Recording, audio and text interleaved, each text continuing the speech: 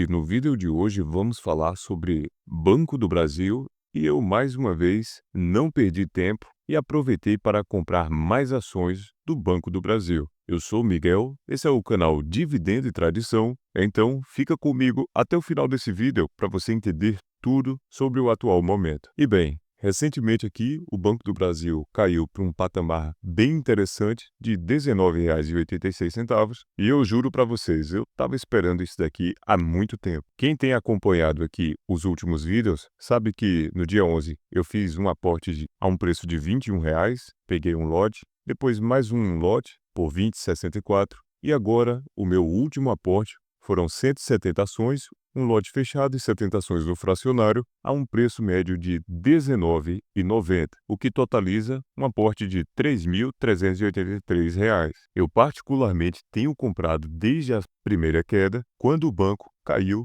para R$ 25. Eu gosto muito de deixar ordem VAC na corretora, válida até cancelar, em um determinado preço, aí eu não preciso ficar olhando cotação para poder comprar. Simplesmente, quando bate ali o preço que eu quero, a corretora executa a compra. Isso é muito bom. E hoje o Banco do Brasil, ele se encontra com um PL de 5,23, pelo menos segundo o investidor 10. Mas por que eu digo segundo o investidor 10? Porque se a gente for para o status inverso, vai dar um PL de 4,61, pelo menos no momento em que eu estou gravando esse vídeo. E se você for para o site Fundamentos, vai dar um PL menor ainda de 3,49, um absurdo. Então, eu não sei qual o critério de lucro que essas plataformas estão usando, mas na dúvida, a gente fica aqui com essa de 5,23, que também já parece um sonho. E vale lembrar que pouquíssimas vezes na história, o Banco do Brasil foi negociado a um preço sobre valor patrimonial abaixo de 0,6. Foram poucos pregões em que isso aconteceu e, pelo visto, está bem próximo disso acontecer. Mas eu não esperei e fui comprando. E claro, assim como todo mundo, eu também acompanho outros produtores de conteúdo aqui no YouTube e tem um rapaz que eu gosto muito de assistir os vídeos dele, que é o Neto Invest, e aqui, enquanto eu estava assistindo, ele trouxe uma coisa muito interessante, que é apontando um dos problemas do Banco do Brasil, que é causador dessa queda, e que é justamente o seguinte: houve uma reunião dos analistas do BTG com o Marco Geovani, o CFO do Banco do Brasil, que detalhou os dois principais culpados que explicam a pressão sobre a carteira agrícola. Para quem não sabe, a carteira de crédito do Banco do Brasil tem sofrido por conta da inadimplência. E aqui, olhando especificamente para a carteira de crédito, observe que, apesar de ter crescido no primeiro trimestre de 2025, observe a inadimplência. Cresceu muito de um ano para o outro, tanto nos 30 dias quanto nos 90 dias. E fora esse ponto, ainda teve a resolução 4966, que impactou o lucro líquido do banco em pelo menos 1 bilhão. Isso porque o banco precisou fazer um provisionamento maior. É uma questão regulamentar que melhora a saúde das empresas financeiras. Então, não tem para onde correr, mas isso daqui é um ponto temporário. E aqui eu quero expor um pouco do meu racional, que tem me feito permanecer firme no Banco do Brasil e, inclusive, feliz com a oportunidade que apareceu. É claro que a gente não torce por resultados ruins, mas já que o resultado veio fraco e o mercado tem exagerado, porque eu sim acredito na ineficiência do mercado, em que tudo não está 100% precificado como deveria estar, mas isso já é assunto para outro vídeo. Eu trouxe aqui os seguintes pontos. Então, primeiro, vamos falar aqui sobre o setor. A empresa é sólida e o setor também. Veja bem, apesar de ser um banco estatal, o Banco do Brasil não é uma empresa que derruba presidentes, como é o caso de Petrobras, que, por conta do populismo, muitas vezes ali o presidente, seja do partido A, B ou C, pode chegar a interferir dando uma canetada para poder deixar o combustível mais barato e ganhar popularidade. Então, esse tipo de coisa você não vê no Banco do Brasil. E as pessoas precisam utilizar o sistema bancário.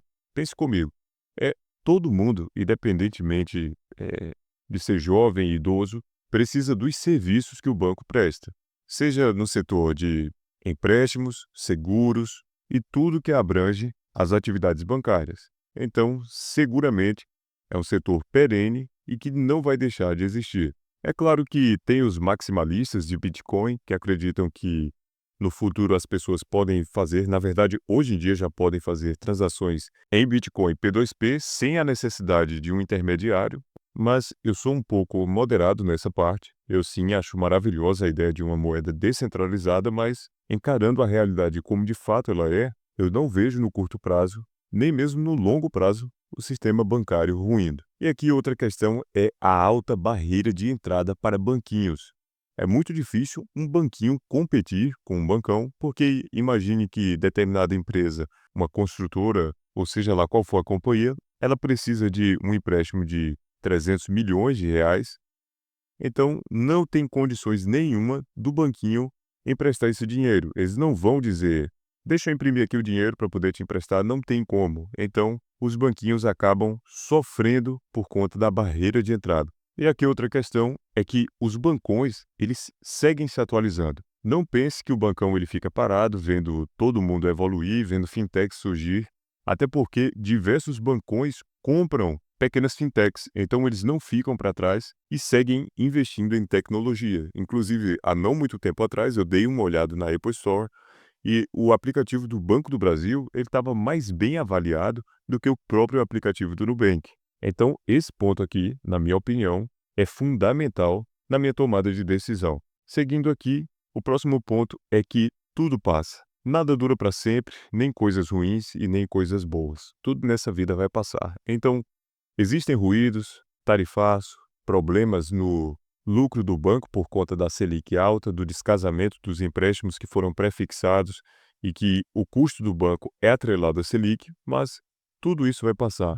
O banco não vai sumir de uma hora para outra.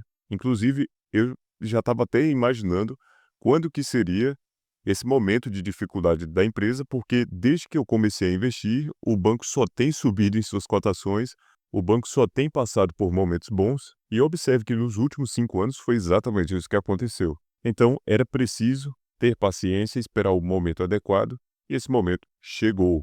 E como eu falei, os ruídos de curto prazo são os nossos aliados. Assim você consegue comprar um número muito maior de ações pagando menos. Pelo menos durante a tempestade, às vezes pode parecer confuso e às vezes a pessoa acaba não comprando e depois ela se arrepende. Porque quando a tempestade passa, que ela olha os gráficos, ela percebe a oportunidade que estava na cara, mas muitas vezes ela ficou travada com medo de perder. Então imagine, muita gente perde tudo por conta do medo. E aqui o próximo ponto, que tem tudo a ver com o que eu estava falando referente ao setor, é que o Banco do Brasil ela é uma empresa sólida. Teve a fundação em 1808 por Dom João VI, ou seja, é uma empresa bicentenária e eu te desafio a encontrar aqui no Brasil uma empresa com 200 anos de existência, tão sólida quanto o Banco do Brasil, que já se provou ao longo do tempo que tem uma função tão importante na nossa economia como é a de financiar o agro. As previdências dos servidores públicos passam pelo Banco do Brasil, então, sem dúvidas, não é qualquer empresa. E aqui, mais uma vez, já passou por momentos piores que o atual e sobreviveu. Então, quem investe em renda variável tem que estar atento e saber que a turbulência é inevitável. E aqui agora, um excelente ponto, até porque o nome desse canal é Dividendo e Tradição, o fluxo de dividendos. É uma empresa que tem no seu DNA o pagamento de dividendos, porque ela tem um compromisso de pagar dividendos para a União Federal. Veja bem, o Estado ele precisa fechar as contas no azul, porque realmente o nosso governo gasta muito. E isso independentemente de partido. É claro que talvez tenhamos algum com um pouco mais de responsabilidade fiscal, outros com menos, mas o fato é que o governo ele sempre vai precisar de mais e mais dinheiro. Então, é do interesse do acionista controlador, que no caso é a União, que o banco distribua dividendos. E o Banco do Brasil tem um excelente fluxo de pagamentos. Observe que são 8 pagamentos por ano. É impressionante. A turma até brinca que é quase um fundo imobiliário na frequência de pagamentos. E isso daqui, para quem é investidor de longo prazo, ajuda muito, porque os juros compostos eles trabalham com muito mais força. Você consegue já pegar o recurso, comprar mais ações e já receber dividendos em cima daquelas ações, e isso é algo maravilhoso. Então, está aqui esse último ponto, que é a bola de neve gira com mais força. Então, esse daqui é o meu mapa mental aqui referente ao Banco do Brasil, que, sem sombra de dúvidas, vai financiar a aposentadoria de muita gente no futuro por meio dos dividendos. Agora me diz uma coisa, com toda a sinceridade do mundo. Você sente lá no fundo que tem algo errado com a sua carteira de dividendos? Que talvez você não esteja tão seguro assim e que algumas ações que você compra pode um dia virar pó?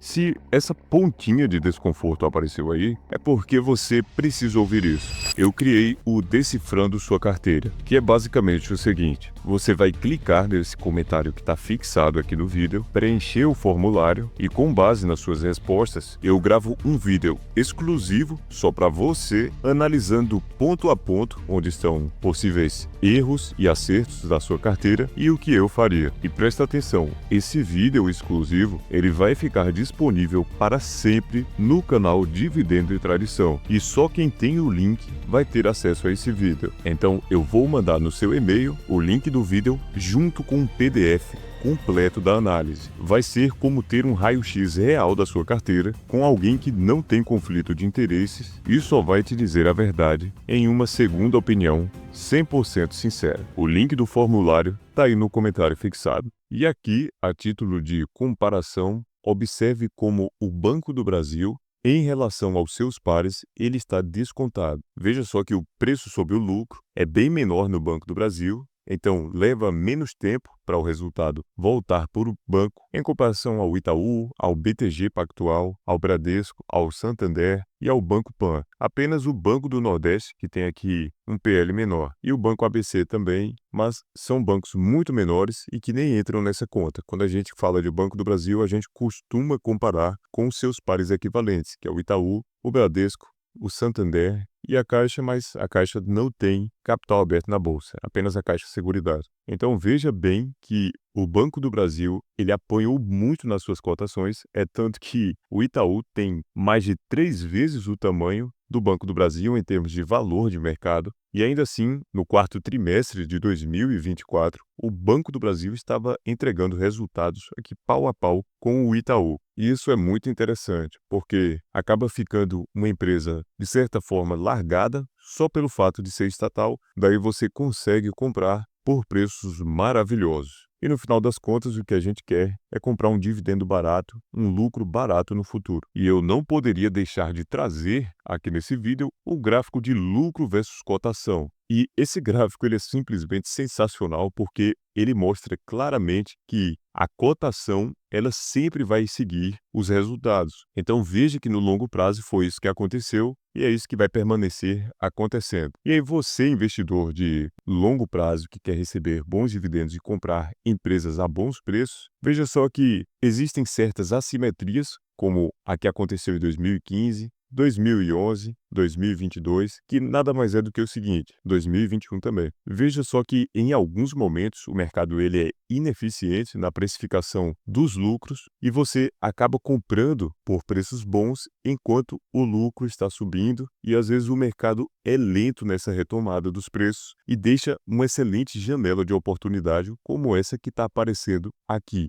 Então, só se a pessoa for cega para não enxergar esse tipo de situação. O banco está praticamente de bandeja para quem é investidor de longo prazo e gosta de fluxo de caixa. Veja só a evolução do patrimônio do banco ao longo do tempo, da receita líquida, do lucro líquido. Então, não são todas as empresas que têm esse crescimento. E esse crescimento aqui você não vai ter da renda fixa. Por quê? Renda fixa não repõe inflação, ponto. Mas as empresas, elas represam parte do resultado para poder distribuir. É o chamado payout. Então veja que aqui o payout do banco, ele chegou a bater até 62%, mas normalmente gira em torno de 30%, 40%. Ao longo do tempo foi assim. E isso daqui é simplesmente sensacional porque os outros 60%, 70% do lucro, a empresa usa para seguir reinvestindo no próprio negócio. Então é por isso que a gente tem esse crescimento ao longo do tempo dos resultados. Então você tem, sim, o retorno via dividendos, porque imagine, o banco está pagando 40%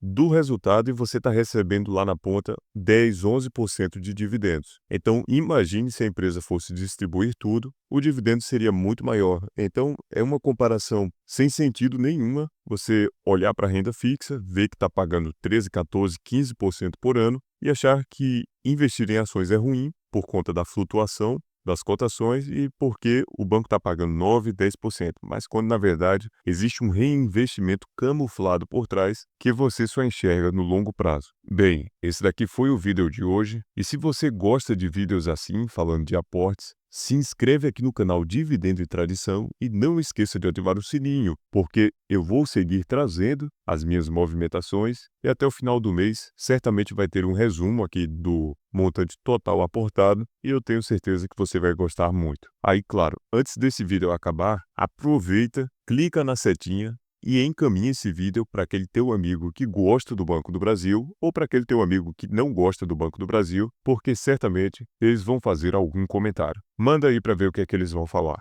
Bem, mais uma vez, obrigado por ter assistido até esse ponto do vídeo e inclusive eu tô deixando aí na tela agora a playlist completa com as minhas últimas movimentações. Vale lembrar que eu não vendo as minhas ações, apenas compro. Então tá aí a playlist com os meus últimos aportes na bolsa. Um abraço para você e fique com Deus!